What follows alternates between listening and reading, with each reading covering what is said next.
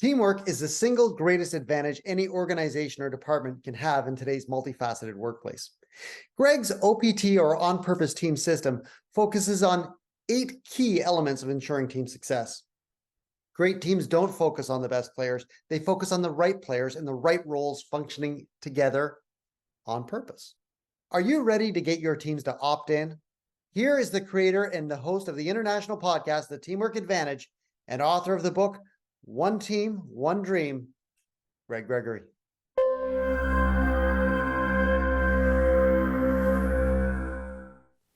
Think back to when you were 10, maybe 12 years old.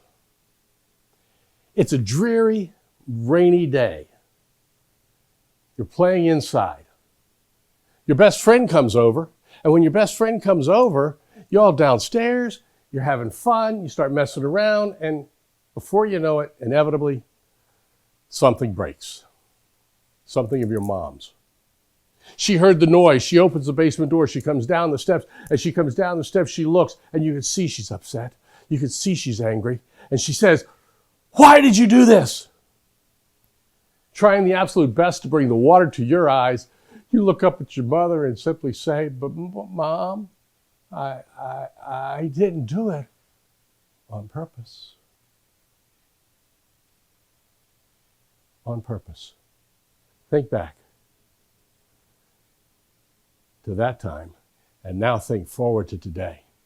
Think about the teams you're on. Are the teams you're on, are people missing deadlines? Are they dropping the ball? Are they missing meetings? Things not being brought up? Or is there conflict on the teams? What's happening on your teams? When things aren't going right, is it because they're not doing them on purpose? What we've found in our research is the top teams throughout history all have some 8 characteristics that make them be on-purpose teams. And we've created a system around that. There are 4 key words that every one of these teams has that are individually focused. It's trust, responsiveness, ownership, and passion for the mission. Not necessarily the mission statement, but a mission that they have for that team. 4 key words for the team to be involved in. They are engagement, accountability, synchronization, and sharing of knowledge. That's the strength of what you start to find. It's when all 8 of those elements come together that you have a team.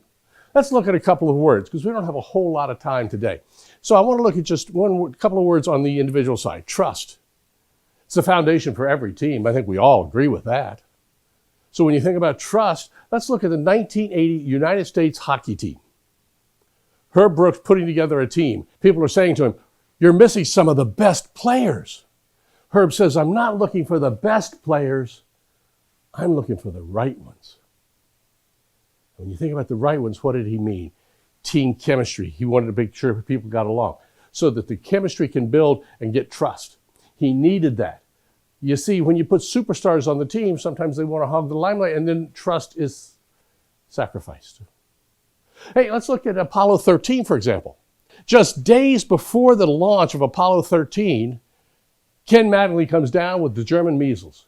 When he's coming down with the measles, he gets pulled. Now, the commander and director of flight operations, Deke Slayton at the time, Deke had a plan in place for just that. Deke Slayton's philosophy was simple. He said, any man, any mission. They were able to put Jack Swigert right into that mission and not miss a beat. Why? Because they had built trust already. Trust. Could you imagine putting somebody into a team that trust had not been established? See, trust doesn't happen overnight. With the 1980 hockey team, it took months. Let's talk about ownership now. Another key word. Ownership. Yes, we have to own when we make a mistake. I think we all understand that. That's important. We also have to own the position that we are in and not worry about somebody else's position. Just watch any Formula One pit crew and how they work. But let's look at another example. Let's look at Ernest Shackleton's expedition from 1914 to 1917. He's heading for Antarctica. Rough seas. Boat takes on water, hits ice, and sinks. Everybody gets off and onto lifeboats, and they all make it to land. Problem is, there's nobody there. You got to also remember a couple of things. Number one, this is 1914, 1917 time frame. Radio communications is almost nil. There is no such thing as GPS.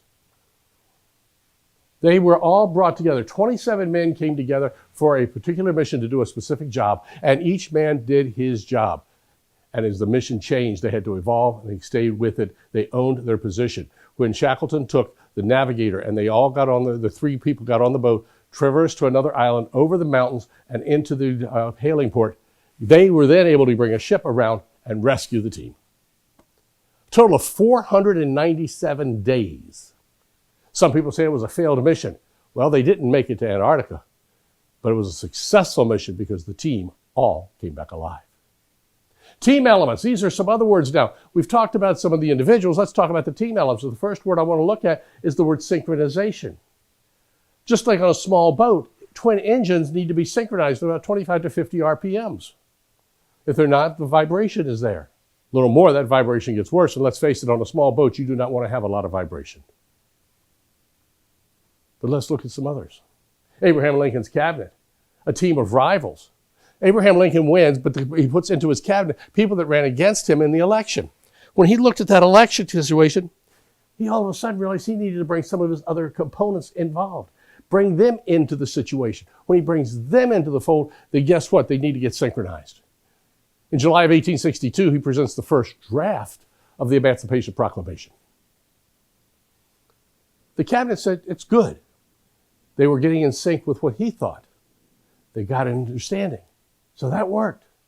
They did say, though, we don't think you should release it at this point. Wait till you have a Union victory. And Lincoln said, I understand that. That makes sense.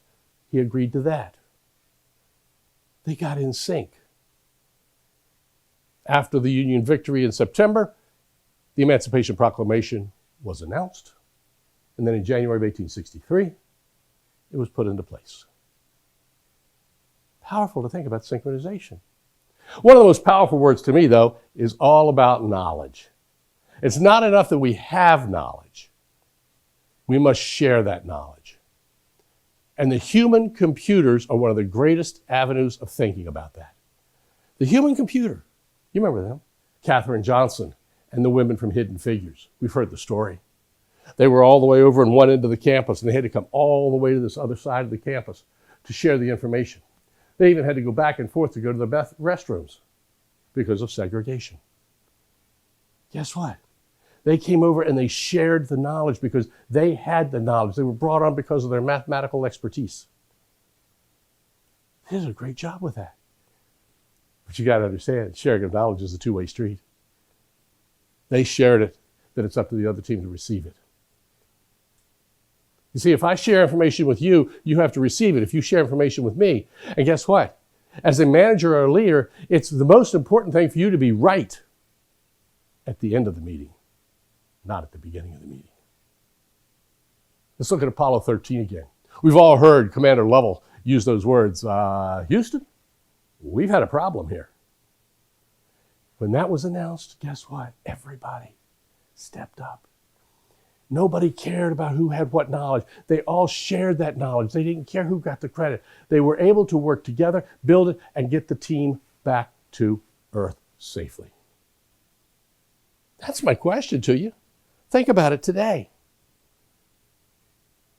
Think about that. Are your teams doing these 8 elements? 8 elements, 4 individual, 4 team. When you put those together, you drive a powerful culture.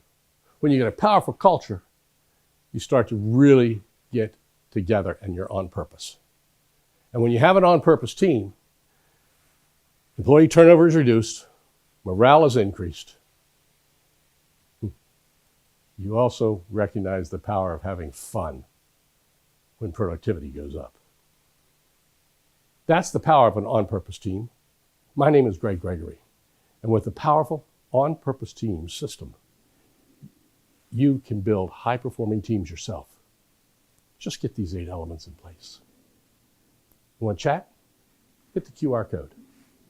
We can talk a little bit about it and how we can help your teams get on purpose. Thank you.